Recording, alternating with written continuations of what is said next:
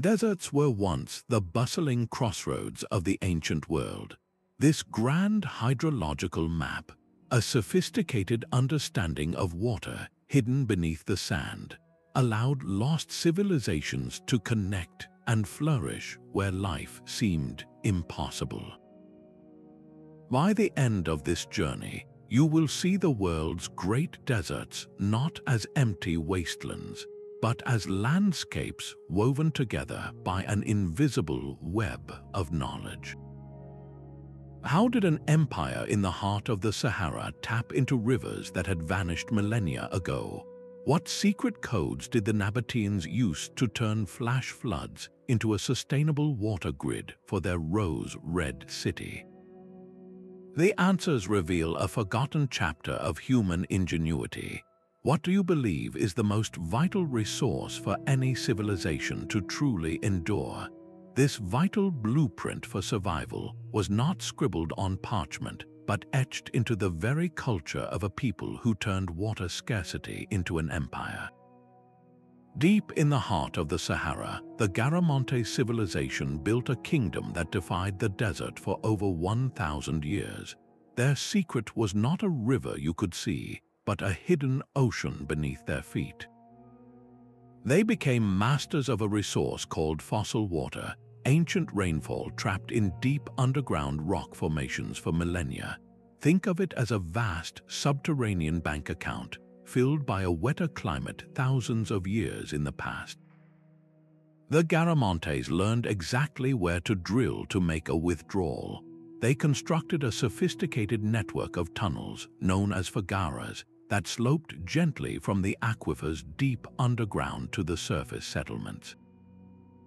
This gravity-fed system was an engineering marvel, delivering a constant, reliable flow of water to their cities and farms without a single pump.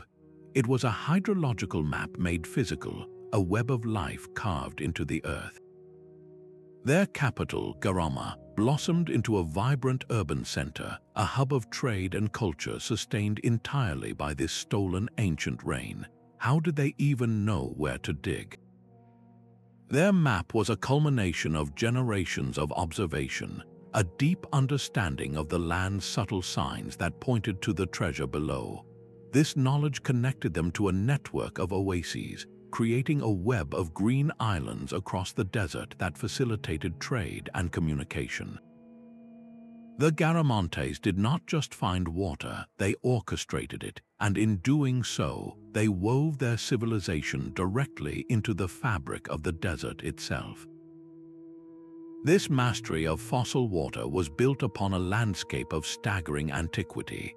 Beneath the endless dunes of the Sahara lies the ghost of a different world, a green and vibrant savanna crisscrossed by mighty river systems. One of the largest was the Tamanrasset, a colossal waterway that once carved a path from the Atlas Mountains all the way to the Atlantic Ocean. Its ancient riverbed is now buried under tons of sand, a phantom artery in a desiccated land. Civilizations like the Garamantes did not just stumble upon water, they learned to read the desert's deepest secrets. They mapped these lost rivers, understanding that the same geological formations that once channeled surface water now guided and trapped vast reservoirs deep below. Their sophisticated Qanat systems, those gentle sloping tunnels, were precisely engineered to tap into these fossil aquifers, the buried treasures of a forgotten age. This knowledge transformed isolated water sources into a continent-spanning network. They established fortified oases, lush greenway stations that became bustling hubs on the trans-Saharan trade routes. Picture a caravan of camels laden with gold and salt, moving from one fortified oasis to the next. Each stop was a nexus of exchange, where Mediterranean goods met sub-Saharan resources, where ideas and technologies flowed as freely as the water that sustained them. This hidden hydrological map did more than just quench thirst. It wove together the entire fabric of ancient commerce and culture, connecting worlds that otherwise would have remained eternally separate. The evidence of these lost waterways provides a stunning backdrop, revealing that the very ground beneath their feet was a palimpsest, a layered document of climatic history that these ingenious cultures learned to decipher. This knowledge of hidden water was a currency as valuable as gold itself, especially in the vast deserts of the Arabian Peninsula. Here, the hydrological map was not carved in stone but memorized, passed down through generations of Bedouin tribes in the form of intricate poetry.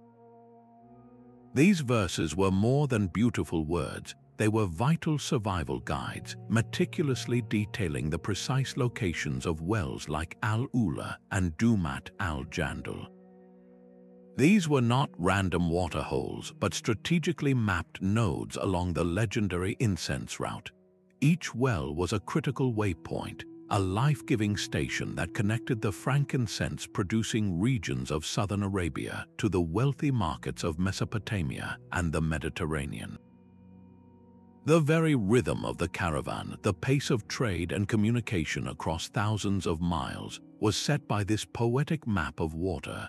Then came the Nabateans, who took this natural knowledge and amplified it with breathtaking ambition. They were masters of hydraulic engineering, and they looked at the desert and saw not just scarcity but potential. In their rose-red capital of Petra, they constructed an intricate web of dams, cisterns, and channels designed to capture, control, and redirect every precious drop of scarce rainwater. They carved elaborate water channels directly into the canyon walls, diverting flash floods away from the city center and into massive underground reservoirs. This engineered system transformed Petra from a simple oasis into a formidable desert capital, a bustling metropolis that could support a vast population and a thriving trade network for centuries. What the Bedouins knew in verse, the Nabateans built in stone, creating a hydrological network so sophisticated it turned a seasonal trickle into a permanent, reliable lifeline. This deep, intentional connection across the desert reveals a truth greater than any single technology. It was a cultural obsession with mastering the map of water that allowed civilizations to not just survive, but to truly flourish. Yet even the vast sand seas of the Sahara and the rocky expanses of Arabia could not match the absolute dryness of the Atacama. Here, in a landscape where rain might not fall for decades, the Qanat people read a hydrological map written in almost invisible ink. Their survival depended on an intimate knowledge of puquios, small fragile springs that welled up in specific salt flats, creating isolated islands of life in a world of profound desiccation. These were not the gushing fountains of other deserts, but subtle seeps, their locations remembered and passed down through generations. The Qanat also learned to interpret the faint, white stains of brine lines on the desert floor, mineral traces that whispered of water hiding just below the surface. This was their map, a guide written not on paper but in the very chemistry of the earth. With this profound understanding, they guided their llama caravans along narrow, precarious trails that connected the rich resources of the high Andes with the bounty of the Pacific coast. Think of those patient processions moving through a stark, sun-bleached world, carrying volcanic glass for tools, vibrant textiles, and sweet chanya fruit. Every step of that journey was dictated by water, by the memory of the next small spring or the next patch of ground where a shallow dig might reveal moisture. Their genius extended to the very air itself. They understood the camanchaca, a thick fog that rolls in from the ocean, and they developed methods to catch its microscopic droplets, coaxing water from mist in one of the driest places on the planet. This was not just about finding a drink, it was about perceiving the minute shifts in groundwater that signaled a viable route for trade. This hydrological wisdom allowed for a continuous flow of goods and ideas, connecting the mountain cultures with the coastal peoples in a vibrant economic and cultural exchange. The sheer extremity of the Atacama makes this achievement almost unbelievable, a testament to a civilization that thrived by reading a map most of us would never even see. This shared understanding of water transformed the Silk Road from a fantasy into a functioning corridor. The Taklamakan and Gobi deserts were not empty voids to be crossed, but a meticulously charted sequence of oases, each one a life-giving star in a vast sandy firmament. Places like Dunhuang and Turpan were not random settlements. Their very existence was dictated by a single, powerful source, glacial meltwater flowing from the immense mountain ranges that cradled the deserts. Caravans did not simply wander, they followed a hydrological map held in the collective memory of countless merchants. This was a precise and vital knowledge, distinguishing which oases offered sweet, reliable water, which were only seasonal and therefore treacherous, and which were saline and nearly undrinkable. A single mistake in reading this map meant death, not just for a person but for an entire trade mission. This invisible infrastructure of knowledge is what enabled the legendary flow of silk, spices, and ideas like Buddhism between the great empires of China, India, and Persia. And where the water was most reliable, the settlements blossomed into something far greater than simple way stations. They became cosmopolitan centers of art and learning, bustling hubs where languages mixed and religions were debated. The survival and staggering influence of the entire Silk Road, that first great experiment in globalization, was fundamentally dependent on this ancient water wisdom. It was a network built not just on desire for goods, but on a deep, shared understanding of the planet's hidden arteries. The stars themselves became a page in their hydrological map. For the desert nomads of the world, the sky was not a distant mystery but a practical, rotating calendar.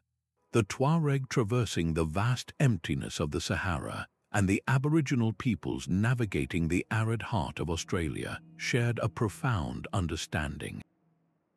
They watched for the heliacal rising of specific constellations, that moment when a star first becomes visible on the eastern horizon, just before sunrise after a period of invisibility.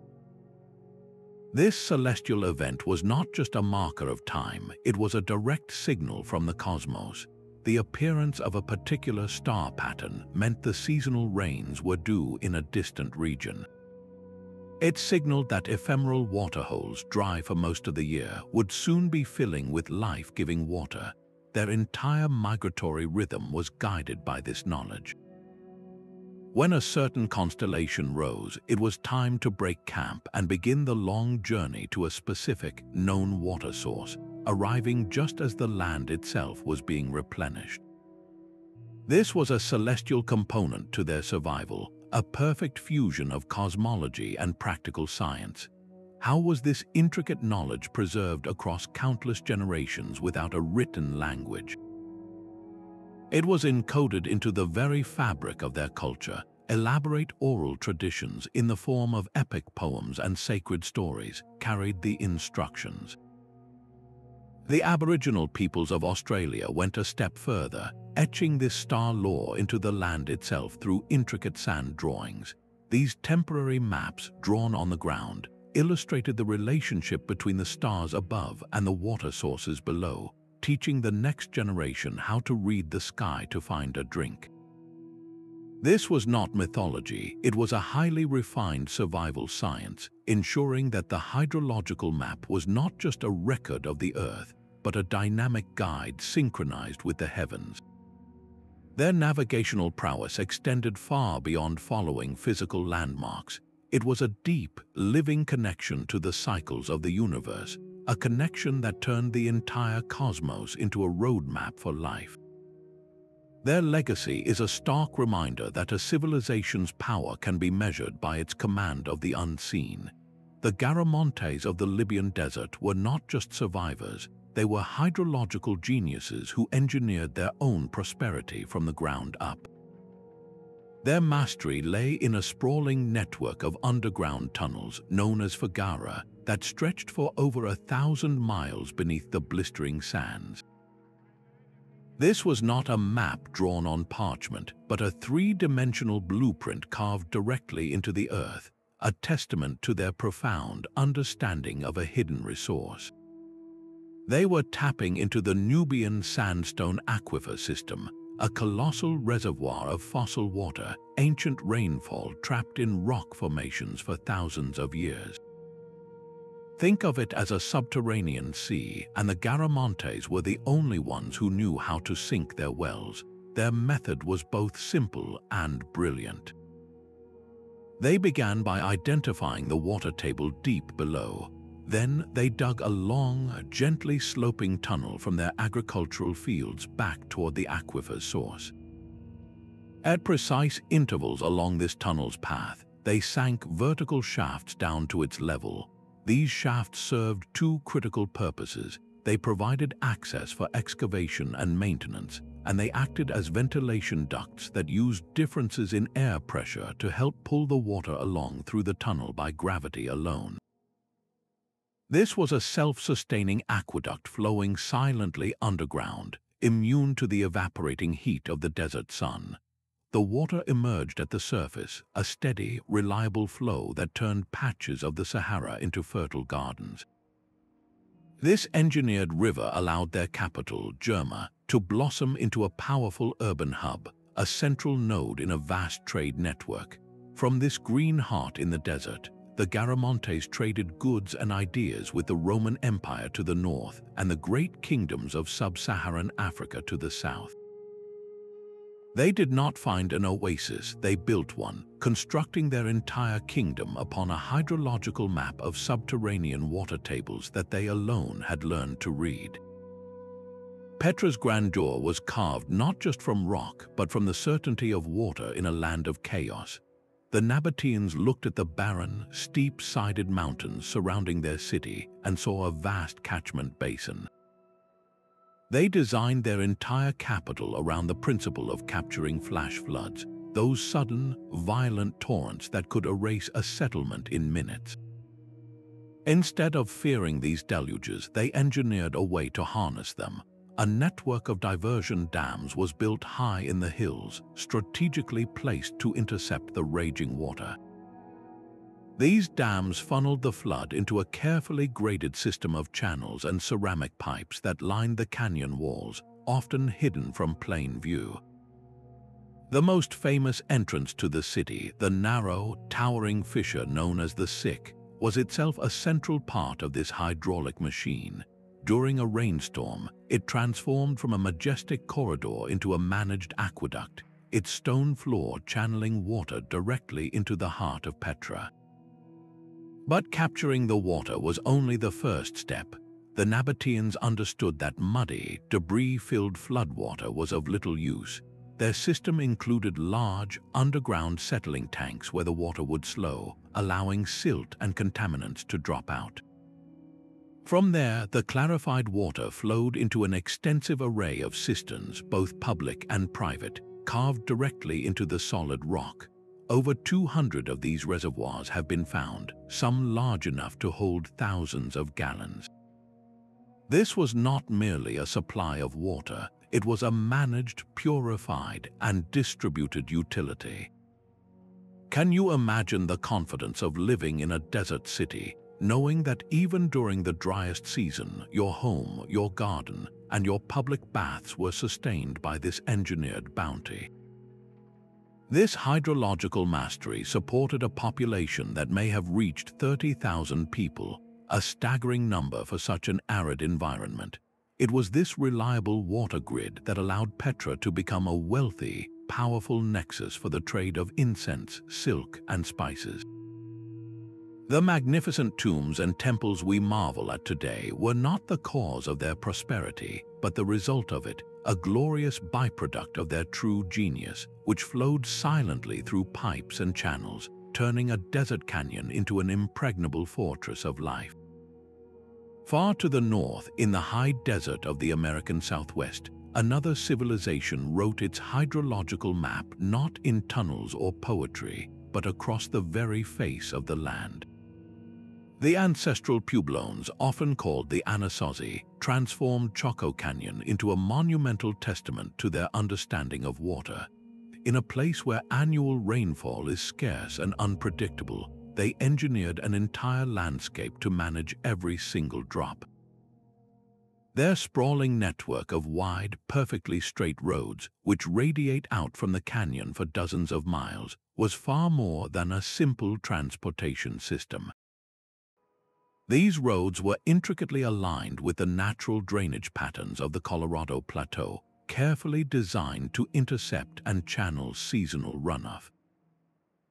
When the rare, powerful rains came, these roads acted as causeways, funneling water away from the great houses and directly toward vast, strategically placed agricultural fields. The architecture itself was a component of this system. The massive stone walls of their multi-story great houses like Pueblo Bonito were precisely positioned to capture and control water flow. They built intricate check dams and canals that transformed destructive flash floods into a life-giving resource. This was a hydrological code etched into the very layout of their world, a physical blueprint for survival. But this was more than just civil engineering. The precise alignment of their buildings and roads with specific hydrological features suggests a worldview where water was not just a physical necessity, but a spiritual one. The direction of a water flow, the placement of a reservoir, all of it was woven into their ceremonial life and social structure. This deep, sacred connection to the landscape allowed them to create a cultural and economic sphere that connected distant communities across a vast and challenging region. Choco Canyon became the ceremonial core, a destination linked by those hydrological roads where people gathered, traded, and celebrated the water that made their lives possible. Their legacy shows us that for them, water was the architect of society itself, shaping not only where they lived, but how they thought, worshipped, and connected with one another across the desert. Even the Kalahari, a desert that breathes with a deceptive life, holds whispers of a lost world. Beneath its sprawling grasslands and rust-colored sands, explorers and locals have long spoken of a fabled city of the Kalahari, a place of stone and legend swallowed by the dunes. While no grand metropolis has been found, the persistence of the story points to a deeper truth. These rumors may not be about a single, forgotten capital, but a memory of a vast, interconnected network of settlements, all sustained by a hydrological system that has since retreated. The key to this puzzle lies in the magnificent Okavango Delta, a sprawling inland oasis where the Okavango River fans out and vanishes into the sand. Some researchers propose that in a wetter climatic period, this life-giving water reached much further, its ancient fingers extending deep into what is now pure desert. The lost cities were not mirages, but waypoints on a map drawn by a vanished river, their existence entirely dependent on a water source that has since shrunk back into itself. The true map of this lost civilization might be written not in ruins, but in the very flow of water from the highlands of Angola down into the Kalahari's heart. Long before any European explorer set foot here, the San people were the master cartographers of this landscape. Their legacy is painted on rock faces across the region, vibrant galleries of ancient art. These are not simply pictures of animals and hunting scenes. Many archaeologists now see them as a sophisticated pictorial guide to survival. A painting of a giraffe bending to drink, or a cluster of specific geometric symbols, was not random decoration. It was a deliberate marker, a signpost indicating a nearby waterhole, a spring, or a pan that held precious water long after the rains had passed. This rock art was a communal hydrological database, a way of sharing vital information across generations and between nomadic groups. It ensured that the knowledge of where to find water, the most critical resource in this vast expanse, was never lost. This shared understanding of the land's hidden water dictated the entire rhythm of life and trade. The movement of people, of ideas, of goods like ostrich eggshell beads and exotic stones, followed a path illuminated by this ancient wisdom. Travelers knew to navigate towards the giant salt pans like the Makati Gadi, which transformed into shallow, life-giving lakes after seasonal rains. They followed the ghostly outlines of ancient riverbeds like the Malopo, whose sandy courses still channel subsurface water, creating corridors of slightly richer vegetation. These were not random wanderings, but a deliberate traversal of a known hydrological network. The Kalahari, therefore, challenges our deepest assumptions. It appears as an empty, sprawling wilderness, yet it was once a stage for intricate human connection. The whispers of lost cities and the silent language of rock art together reveal a profound interconnectedness that predates all written history. This was not a barren wasteland, but a living, mapped landscape, its secrets held in the memory of water and the paintings of those who learned to read its signs. Even the mighty Indus Valley civilization, with its sprawling, meticulously planned cities, turned its gaze toward the desert. The Thar Desert, a vast expanse of sand and scrub separating modern India and Pakistan, was not an impenetrable barrier for them. It was a corridor, a bridge to distant worlds. The great urban centers of Mohenjo-Daro and Harappa reveal an obsession with water management that rivals any we have seen. They built countless wells, some reaching depths of over 30 feet, tapping directly into the groundwater. Their cities were laced with sophisticated drainage systems and large, brick-lined reservoirs, ensuring that every drop of rain was conserved and every bit of waste was efficiently carried away. This was not just civic planning, it was a profound hydrological philosophy etched into the layout of every street and every home. Their map of water did not end at the city walls. It almost certainly extended deep into the Thar, following the ghost of a mighty river system known today as the Gagahakra. This river, now mostly a dry, seasonal channel, was once a perennial lifeline, a thread of blue through the brown landscape.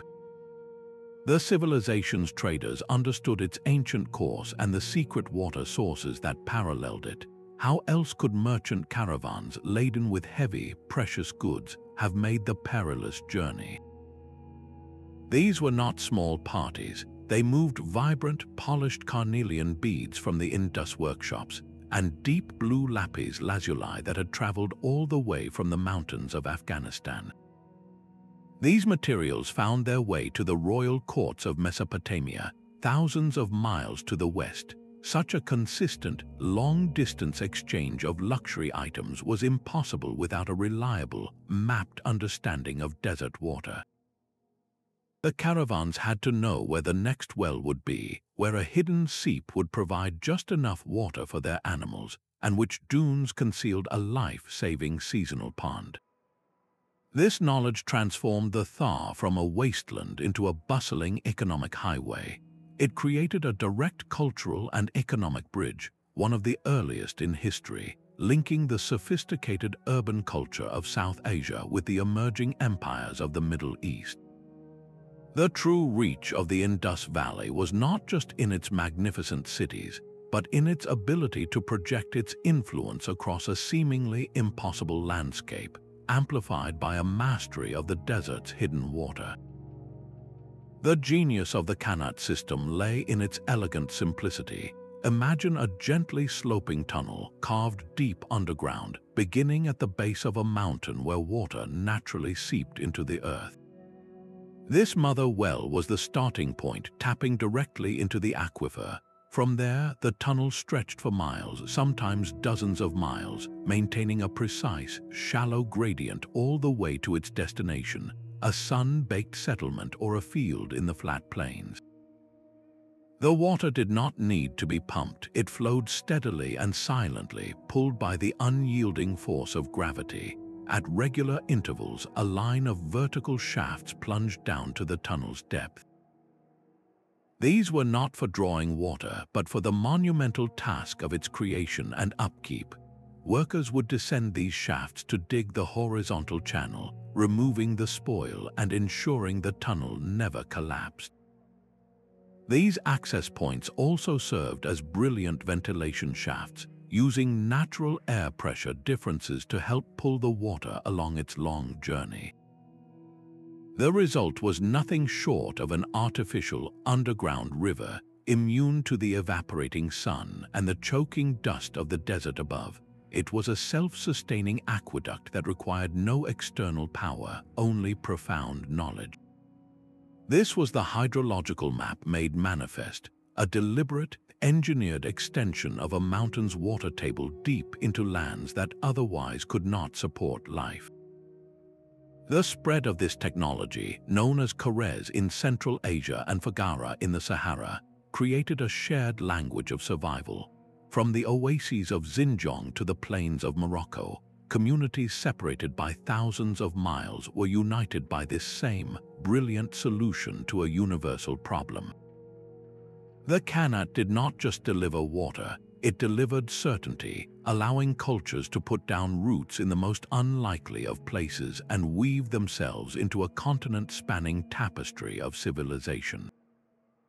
The sacred stories of the desert were never just tales. They were the very vessels that carried the map of life itself. Across these arid landscapes, water was far more than a physical necessity. It was a divine force, a central character in the drama of creation and survival. In countless desert mythologies, the world itself begins not from a void of dust, but from a dark, limitless, primordial ocean. A deity or a cosmic animal dives into these chaotic waters to bring up the first mud, the first solid ground. This foundational story reminds the people with every telling that their entire world emerged from and remains utterly dependent on the power of water. The gods they worshipped were not distant sky beings, but intimately connected to the earth's hidden veins, deities of rain, of specific rivers, and of mysterious underground springs were among the most powerful figures in their pantheons. A prayer for rain was not a vague plea to the heavens. It was a direct conversation with a known, named entity who controlled the most precious resource in existence.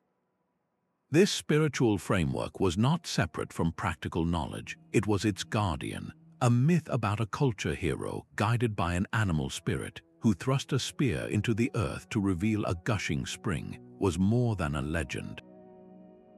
It was a precise mnemonic device, a story that encoded the exact location and perhaps even the method for finding that specific water source. The story would be told and retold, its details preserved with ritual accuracy, ensuring that the knowledge of where to find water was passed down through generations with the same reverence as a sacred text. The landscape itself became a storybook. A peculiar rock formation was not just a landmark, it was the petrified body of a water deity.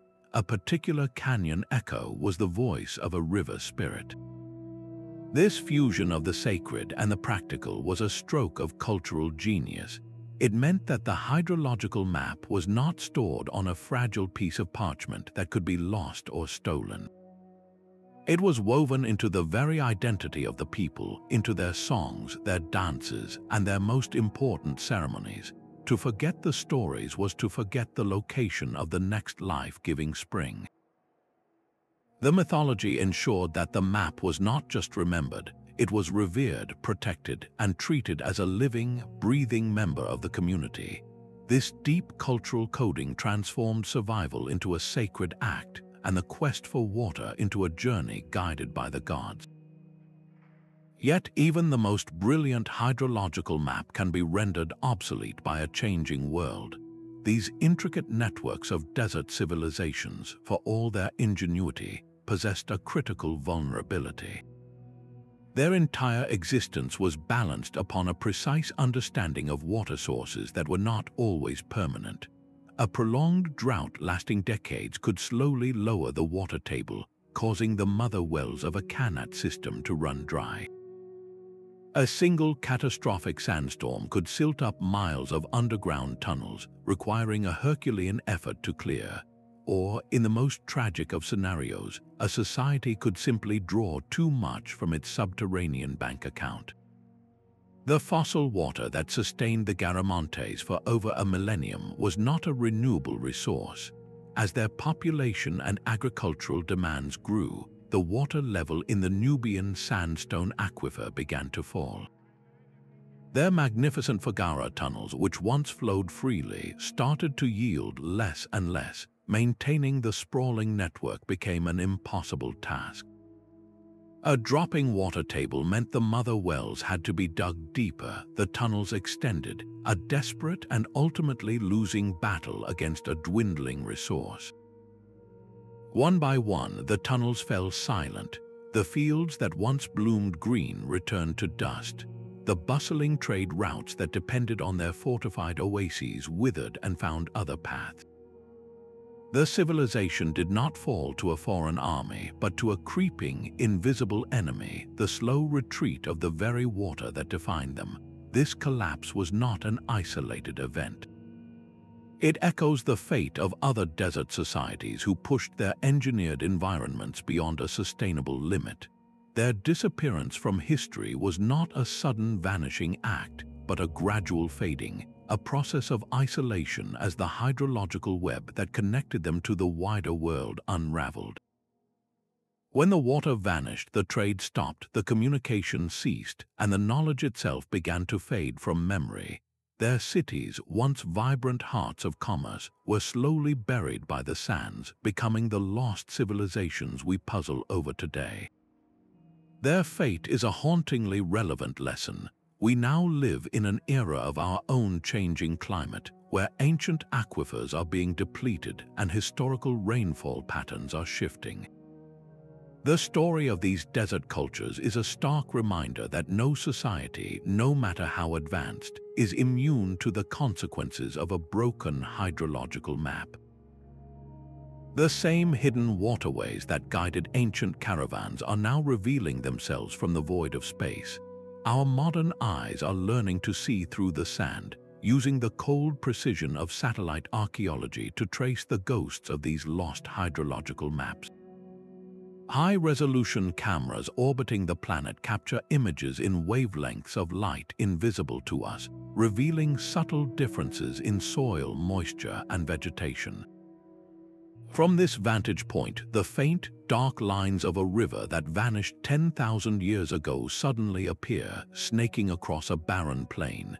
The grid of a buried Qanat system, its vertical access shafts creating a perfect dotted line, emerges from beneath modern farms and towns.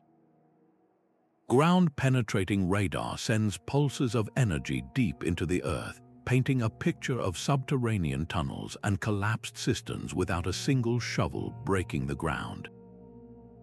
This technology is not just confirming old theories, it is fundamentally rewriting the history of these deserts. We once believed civilizations like the Garamantes were isolated oddities. Now, the satellite view shows their foggaras were part of a sprawling, interconnected web, with similar systems appearing across North Africa and the Arabian Peninsula. These were not separate inventions, but a shared technological language written in water and earth. Can you grasp the scale of what was once thought to be empty wasteland? We can now trace a trade route from the Indus Valley to the Mediterranean, not by following the scattered ruins on the surface, but by mapping the chain of hidden wells and managed oases that made the journey possible. A slight discoloration in the vegetation, a circular depression seen only from above, leads archaeologists to a lost settlement, a single node in a network they never knew existed. The grand hydrological map is no longer a theory.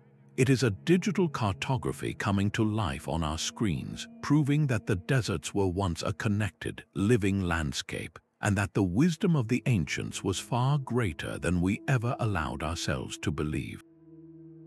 The names etched on our maps are more than just labels, they are echoes.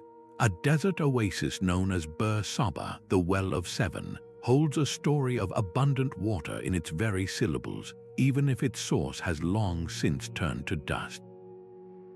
This is the hidden power of toponymy, the study of place names, which often serves as a secret archive of a landscape's forgotten character. The word Sahara itself comes from the Arabic for desert, a vast, rolling expanse of aridity. Yet, scattered across its face are thousands of names that tell a completely different story. Wadi, the Arabic term for a valley or riverbed, appears before names of places that are now nothing but sun-baked gravel. There are locations called Ain, meaning spring, where no water has flowed for centuries. These are not mistakes or misnomers, they are linguistic fossils, preserving the memory of a wetter, greener world that existed when the names were first given. They are the verbal footprints of people who walked a different land, who saw rivers where we see only sand and named their homes accordingly. Can you hear the whisper of a lost river in a name like Wadi Haor, a now dry channel in Sudan that was once a major tributary of the Nile? Its name is a ghost, a lingering memory of flowing water passed down through countless generations. This philological detective work allows us to reverse engineer the ancient hydrological map. When we plot these water-referencing names onto a modern map, a startling pattern emerges. They often cluster along the ghostly paths of paleo-rivers, those long-vanished waterways detected by satellites.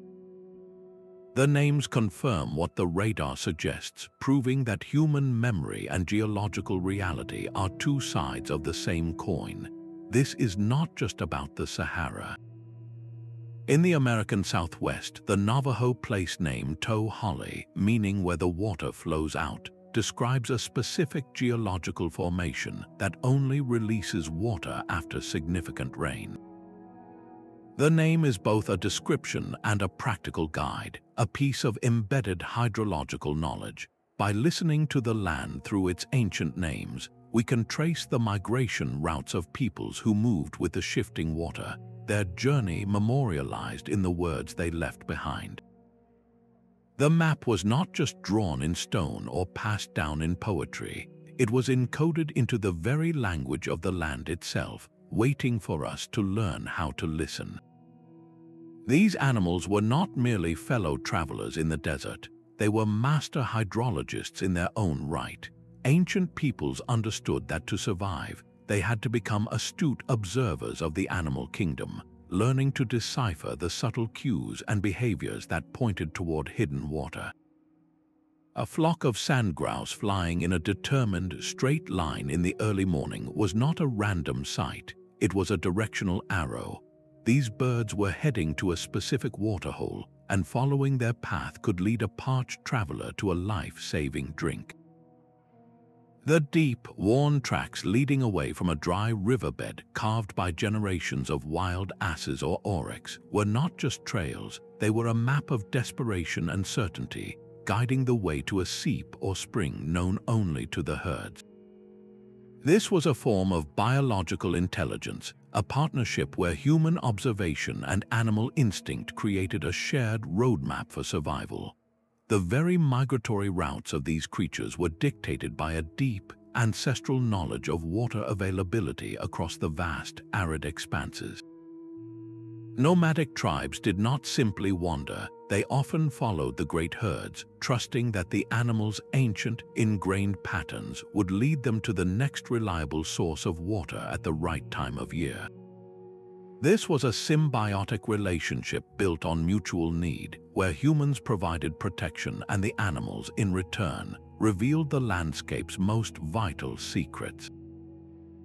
The desert's hydrological map was not just etched in stone or sung in poetry, it was written in the flight patterns of birds and the pilgrimage of herds. This wisdom was passed down through generations in the simplest of lessons. A child would be taught to watch for the bees that clustered around a certain type of flowering plant, a sure sign that moisture was close to the surface. They learned that the presence of specific insects or the sudden appearance of certain predators meant that a water source was near. This was not superstition, it was a highly refined science of observation, where every creature, from the smallest insect to the largest mammal, became a living signpost on the grand hydrological map. Can you envision the depth of that connection, where the entire animal kingdom becomes your guide, and your survival depends on learning to read its silent language? This profound reliance on fauna reveals that the intelligence of these lost civilizations was not just in what they built, but in how attentively they listened to the world around them. Water was a secret too valuable to keep entirely to oneself. In the vast, silent deserts, sharing the location of a hidden well or the technique for digging a foggara was not an act of charity, but one of profound political strategy. It was the highest form of cultural diplomacy. A nomadic tribe, by revealing a single, secret water source to a passing caravan, could instantly transform a group of potential rivals into lifelong allies. That shared secret, whispered in the dry air, forged bonds of trust and mutual dependence stronger than any written treaty. The caravan gained life, and the tribe gained safe passage, protection, and access to goods and information from distant lands. This exchange of water knowledge was the true bedrock of international relations in the ancient world. Consider the incredible journey of the Qanat system. This Persian technology of tunneling for water did not spread by accident. It moved along the same routes as merchants and diplomats, carried by engineers and scholars as a gift of immense value. When this knowledge reached North Africa, it was adopted and adapted by the Garamantes. When it later traveled to Spain, it was embraced and refined, becoming key to the agricultural prosperity of Al-Andalus. This was not merely a transfer of engineering blueprints. It was the transmission of an entire philosophy, a shared worldview that understood humanity's role not as conquering the desert, but as collaborating with its hidden rhythms. The spread of the Qanat was a conversation between civilizations, a slow, deliberate agreement on how to live sustainably in an arid world. This intellectual exchange was often more crucial than the silk or spices that traveled alongside it. While material goods were consumed, this hydrological wisdom empowered societies to endure for centuries.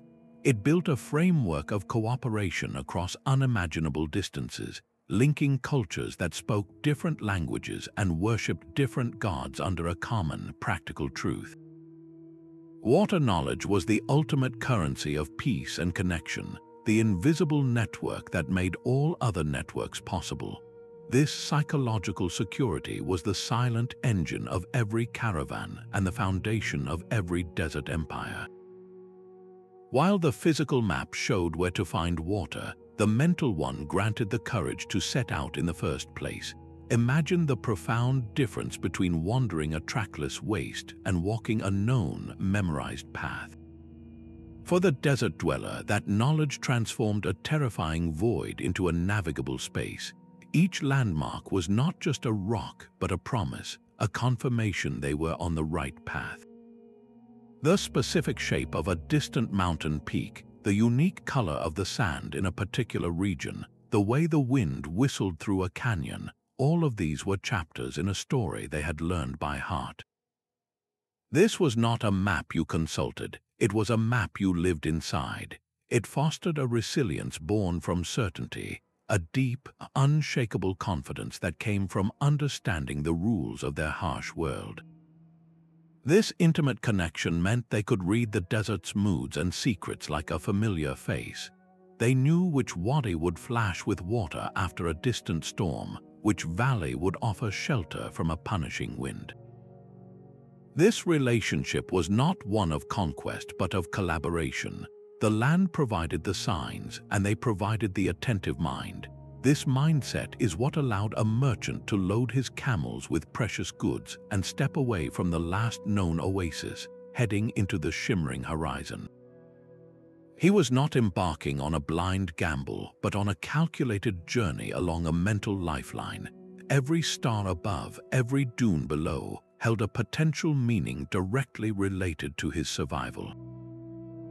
That cognitive map, woven from memory, story, and observation, was the most vital tool he carried. It banished the existential terror of the unknown and replaced it with the quiet confidence of the navigator. This inner certainty is what truly enabled the exploration and connection that wove the ancient world together, turning isolated cultures into a conversation that spanned continents. These two paths across the desert, one in constant motion and the other rooted in stone, represent the ultimate human response to a water-scarce world. The nomadic strategy was a map written in time and movement. For the Bedouin and other pastoral peoples, survival depended on an intimate, dynamic knowledge of scattered and fleeting water sources.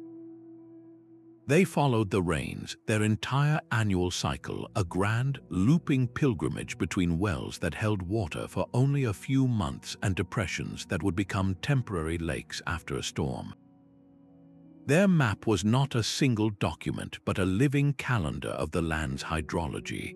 It was a rhythm of arrival and departure, of knowing precisely when to move the herds to a new pasture before the last waterhole turned to mud. This was a life of profound adaptation, where wealth was measured not in buildings but in mobility and the depth of this environmental knowledge. In stark contrast, the sedentary strategy was an act of defiance, a decision to make the water come to them. The Nabateans at Petra, or the Garamantes with their underground tunnels, used their hydrological map to anchor civilization. Their engineering projects were monumental efforts to interrupt the natural cycle, to capture, store, and control water in one fixed location. They turned chaotic flash floods into a predictable utility and invisible groundwater into a permanent, flowing river. This created islands of stunning stability, urban centers that could support artisans, priests, and soldiers, all protected from the nomadic imperative to keep moving. These two ways of life were not isolated. They formed a single, symbiotic economic system. The settled cities became the great, bustling markets, the permanent nodes in the trade network. But the caravans that supplied them with wealth relied entirely on the nomadic map to survive the journey. Nomadic guides, with their generations of knowledge about hidden springs and seasonal pastures, were the indispensable navigators who led these caravans safely between the oases. They were the living links in the chain, the ones who could read the subtle signs of a recent rain in a distant wadi or know which seemingly dry riverbed concealed a shallow, drinkable pool just beneath the surface. The city dwellers produced the goods, and the nomads provided the connectivity.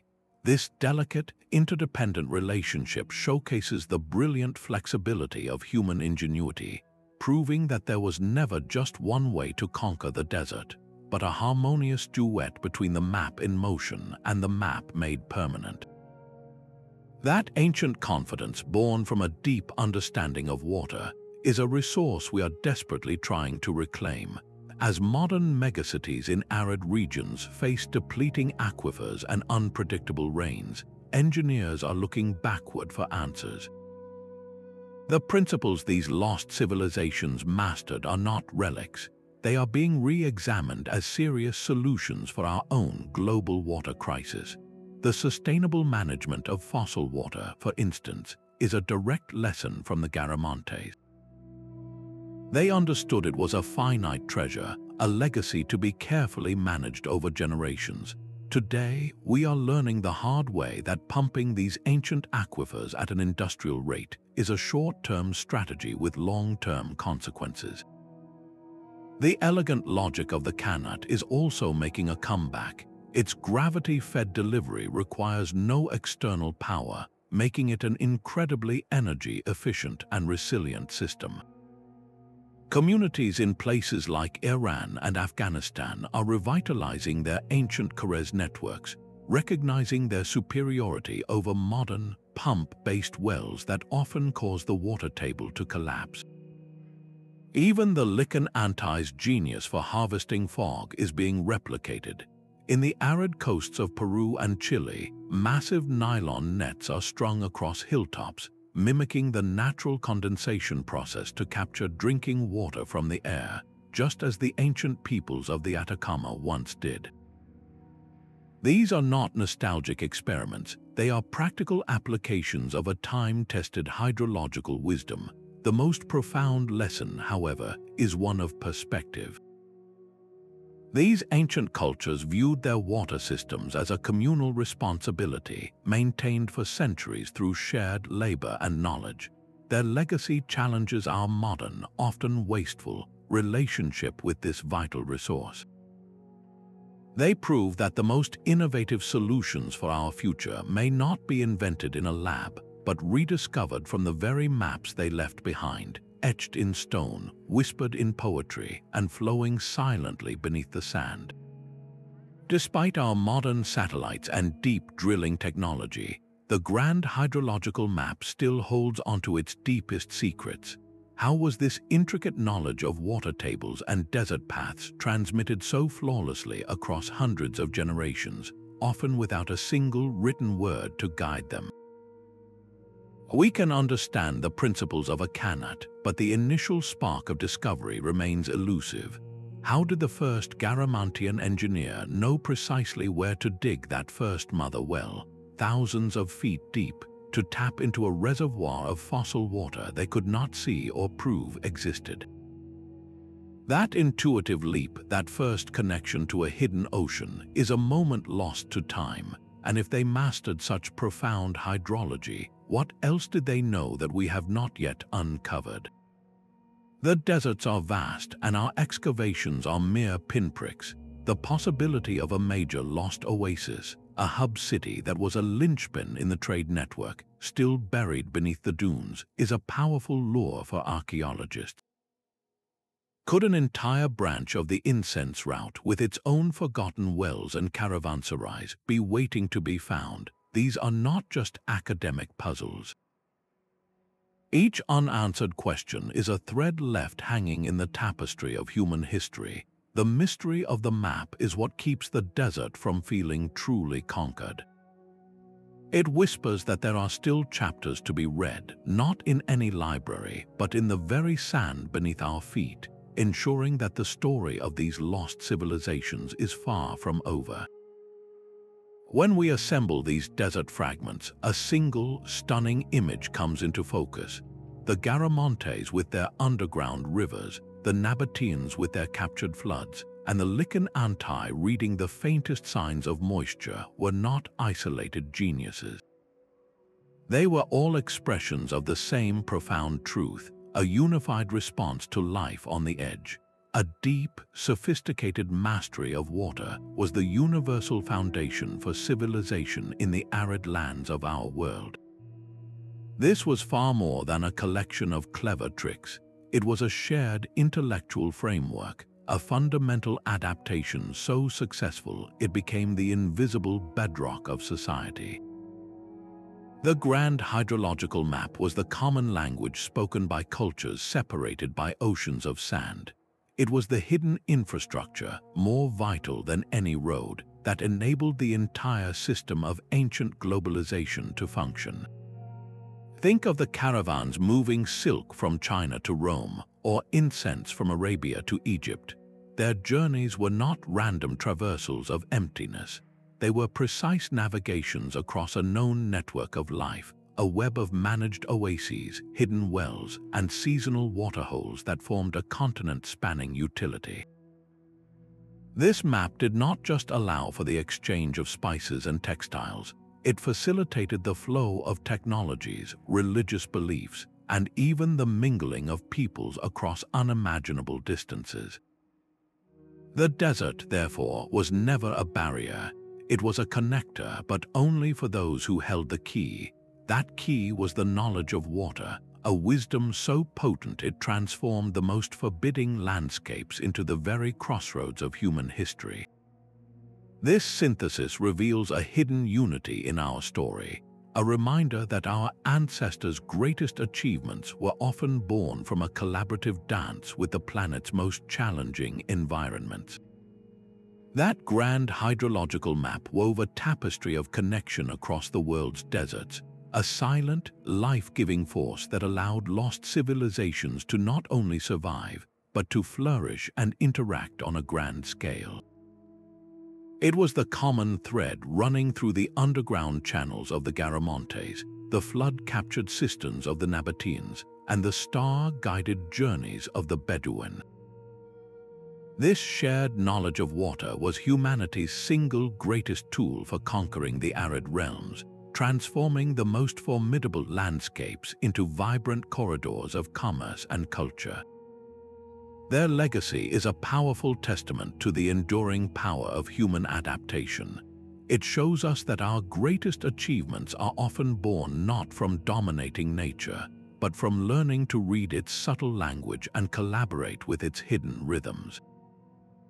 The profound connections they forged through resource management challenge our modern perspective, reminding us that sustainability and cooperation are the true foundations of a lasting society. Let this exploration inspire you to look at the world's great deserts with new eyes. See them not as empty, barren spaces, but as landscapes rich with hidden history, each grain of sand holding a story of ingenuity. The lessons etched into these ancient maps are more relevant now than ever, offering timeless wisdom for our own future on a changing planet. We would love to hear which of these ancient water mysteries captured your imagination the most. Was it the phantom rivers of the Sahara, the celestial navigation of the nomads, or the breathtaking engineering of Petra? Share your thoughts in the comments below.